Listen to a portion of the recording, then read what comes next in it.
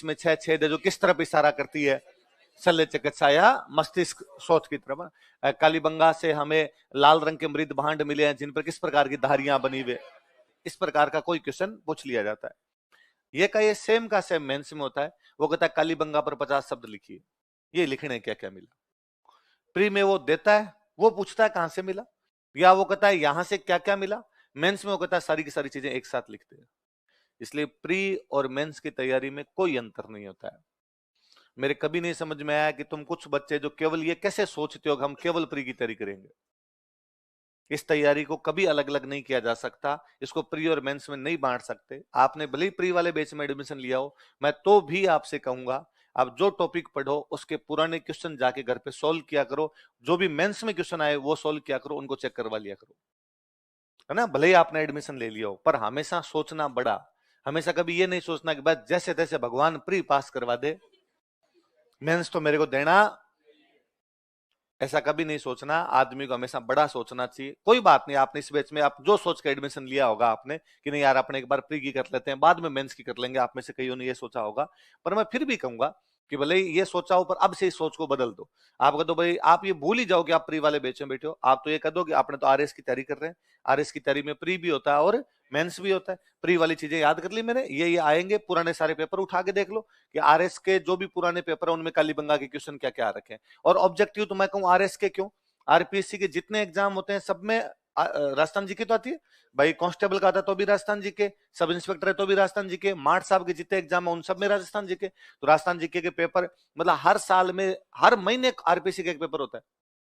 कभी डॉक्टर का हो जाएगा, कभी इंजीनियर का हो जाएगा, अपने ध्यान नहीं देते क्योंकि उनका अपने से लेना देना दे। पर डॉक्टर का एग्जाम हो तो अपने क्यों देखें। पर डॉक्टर के एग्जाम में भी राजस्थान जीके, जयन के एग्जाम में भी राजस्थान जीके, कृषि अधिकारी का एग्जाम है तो भी राजस्थान जीके, उद्योग प्रसार अधिकारी का एग्जाम है तो भी राजस्थान जीके। तो हर महीने कम से कम एक एग्जाम तो होता है। तो 12 महीने में कितने एग्जाम हुए? 12 एग्जाम। 12 एग्जाम में हर पेपर के अंदर राजस्थान जी के 20-20 सवाल पक्के हैं, तो 240। हर साल 240 सवाल तो आरपीसी पूछ रही है। मैं तो कहता हूं आप पिछले 4-5 साल के आरपीसी द्वारा पूछे गए राजस्थान जी के क्वेश्चन याद कर लो, उनसे बाहर कुछ ही नहीं आता। ऑब्जेक्टिव खेल इतना ही है। स्टूडेंट वास्तव में कितना पढ़ना है और क्या पढ़ना है इसमें कभी सामंजस्य ही नहीं बिठा पाता। स्टूडेंट कितना पढ़ना है इसमें तो भगवान जाने कितना ही पढ़ जाता है, और क्या पढ़ना है ये किताब उठाई वो भी याद कर गया, ये याद करने की कोशिश की, वो याद करने की कोशिश की। हम हमेशा ये नहीं देखते कि जितना पढ़ा उसका आउटपुट कितना है। कम पढ़ें ज्यादा आए, ज्यादा पढ़ें कम आए, उसका कोई लेना देना। आपने 3 किताबें राजस्थान जीके की याद की और उसके बाद में वही आपके 20 में से सवाल सही हुए 16। मैं कहता हूं बनिस्बत आप नोट से याद कर लीजिए, 20 में से 16 तो जाएंगे, उल्टा 18 ही होंगे, 16 नहीं होंगे। क्योंकि कम पढ़ी हुई चीजों का दोबारा रिवीजन किया जा सकता है, अधिक पढ़ी हुई चीजों का दोबारा रिवीजन, है ना। तो कई बार क्या कोई बच्चा प्री में एडमिशन लेता है तो वो ये दिमाग में धार लेता है कि मेरा प्री में इसलिए मैं मेंस वालों की तरफ देखूंगा भी नहीं, इधर पाप लग जाएगा बाद में, देखना नहीं अपने दोनों देखने। कि जैसे आज कालीबंगा पढ़ा आपने तो कालीबंगा के घर पे कालीबंगा आहड़ 2 पढ़ लिया, जैसे बड़े बड़े कालीबंगा पढ़ लिया, आहड़ पढ़ लिया, बागोर पढ़ लिया, जैसे 3 मान लो बड़ी सभ्यताएं पढ़ ली। तो आज घर पे जाके देखो कि यार ऑब्जेक्टिव जितने एग्जाम हुए आज दिन तक राजस्थान में, जितने एग्जाम हुए उनमें बागोर के क्या सवाल है, उनमें कालीबंगा के क्या सवाल है, उनके अंदर आहड़ के क्या सवाल है। मान लो ये सारे मिला जुला के बागोर के, कालीबंगा के, आहड़ के आरपीएससी ने आज दिन तक 70 साल के अंदर सवाल पूछे 20। ज्यादा नहीं हो सकते ना, क्योंकि सवाल रिपीट होने लग जाते हैं, है ना। वापस सेम सेम सवाल रिपीट होने लग जाते हैं। तो मान लो 20 सवाल पूछे। अब आप ये देखो कि उन 20 में से आप नोट्स पढ़ने के बाद में कितने हल कर लेते हो, कि आपके नोट्स में से कितने सवाल है। आपको लगता है अपने नोट्स में से इनमें से 16, 17, 18 सवाल आते हैं तो ठीक है।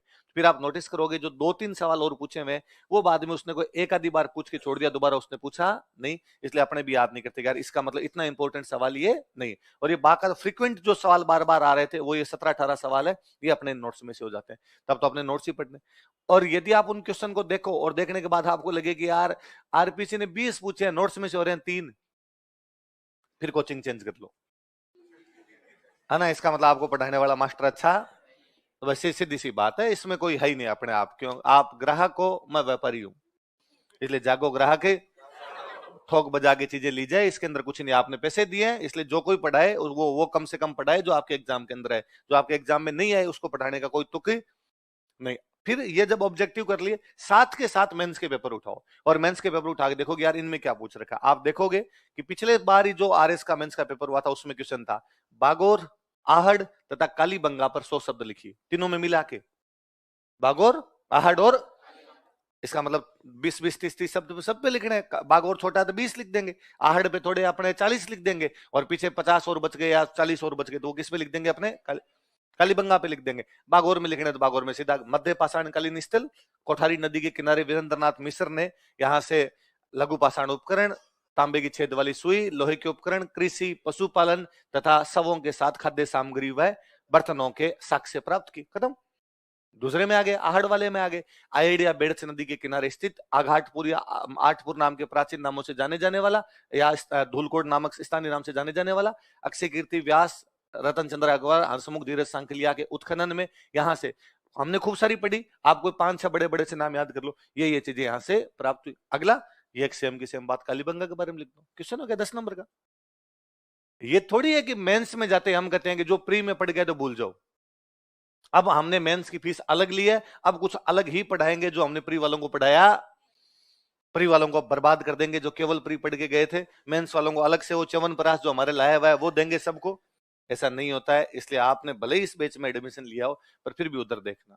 और आप में से कई वे बच्चे जो ये सोच के आते हैं कि हम तो एसआई ही देंगे, सब इंस्पेक्टर एग्जाम ही देंगे, इसके अलावा दुनिया का कोई एग्जाम नहीं देंगे। तुम्हारा तो मेरा जी करता है गाल खींच लूं मैं, इतने क्यूट बच्चे कहां हैं, है ना। जो जो ये सोच के बैठे हैं ना वो प्लीज अपनी ये सोच निकालिए। अभी जब पिछला सब इंस्पेक्टर का बैच था, पिछले सब इंस्पेक्टर के बैच का जो गेट टुगेदर हुआ भाई, अपने स्प्रिंग बोर्ड के जो जो स्टूडेंट सेलेक्ट हुए हैं उनके लिए वो गेट टुगेदर था उनका, तो मैं भी गया था, हम सारी फैकल्टी गए हुए थे, तो खूब सारे स्टूडेंट। अब यूं तो क्या नॉर्मली जब सिलेक्शन होते हैं तो कई मिलने के लिए आ जाते हैं, कई मिलने के लिए आते हैं पर मैं नहीं मिल पाता। अब मैं क्लास में बैठा हूं, वहां कोई स्टूडेंट मिलने के लिए आया तो मैं नहीं मिल पाया उससे, अगली क्लास लगातार हो गई, फिर उसको लगा सर से बाद में मिलेंगे, बाद में उसकी ज्वाइनिंग आ गई, ट्रेनिंग आ गई, 100 बातें रहती है अगले के भी जीवन के अंदर, अपने नहीं मिल पाए। पर वहां सारे एक साथ मिल जाते हैं, हमारा उद्देश्य भी यही रहता है कि यार अपने स्टूडेंट है सारे एक साथ मिल जाएंगे, अपने भी उनसे बातचीत कर लेंगे।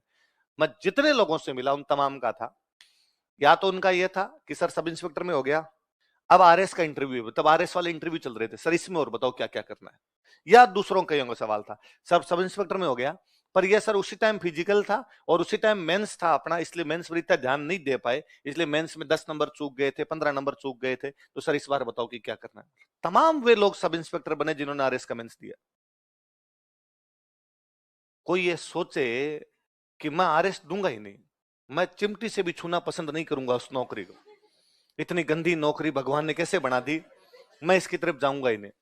आप नहीं कर रहे पर आपके कोई भाई उस तैयारी को कर रहे हैं, वो थोड़ा ज्यादा सीरियस होकर पढ़ रहे हैं, वो थोड़ी ज्यादा डेप्थ में जाके चीजें पढ़ रहे हैं, स्वाभाविक बात है कि उनके सिलेक्शन होंगे। इसलिए इस प्रकार की बातें कतई दिमाग के अंदर नहीं लानी कि केवल बस दुनिया में एक ही सर्विस बनाई है भगवान ने। मैं देखो आप हम जब ये बेच ही बनाते हैं, इस बेच में हम भी कहते हैं कि ये एसआई और आरएस प्री का बेच है।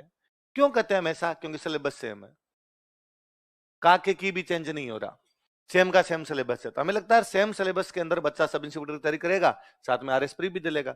हम जितने भी आरएस के एग्जाम देते हैं उन सब मतलब हम कभी नहीं कहते कि जो आरएस वाले बैच होते हैं उनमें कभी नहीं कहते कि